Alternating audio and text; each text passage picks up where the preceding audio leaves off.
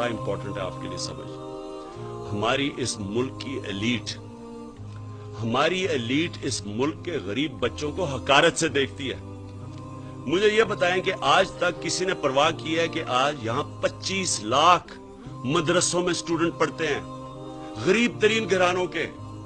किसी ने पूछा है कि क्यों नहीं आप मदरसों से कोई जनरल निकलता, जज निकलता, डॉक्टर निकलता, इंजीनियर निकलता, क्यों नहीं निकलते वो बेचारों को? क्योंकि वो गरीब घरानों के बच्चे हैं।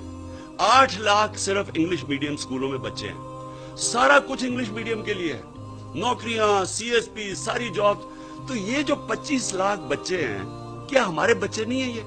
तो हमने जो हकानिया से कॉन्ट्रैक्ट किया है, उनकी पूरी चेन है, उनकी चेन से उन्होंने हमारे साथ एमओयू साइन किया है कि हम इनको मेन स्ट्रीम करेंगे मदरसों के बच्चों को। ये पहली दफा पाकिस्तान में किसी गवर्नमेंट ने कोशिश की है कि इनको अपना बच्चा समझाए मदरसों के। ये कोई अछूत नहीं है, ये हमारे बच्चे हैं।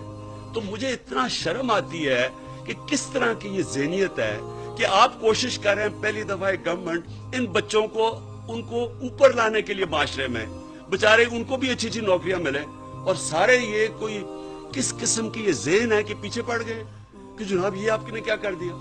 आपको पता है कि कितना पैसा, ये मैं अब बता रहा हूं, 1000 अरब रुपया, 9,000 अरब रुपया, 9 ट्रिलियन रुपया शहबाज शरीफ ने 9 सालों में खर्च किया है।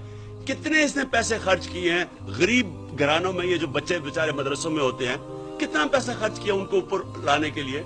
9 साल से पावर में है, उससे पहले 20 साल से ये ओवरऑल पावर में है, वो पीपल्स पार्टी भी पावर में।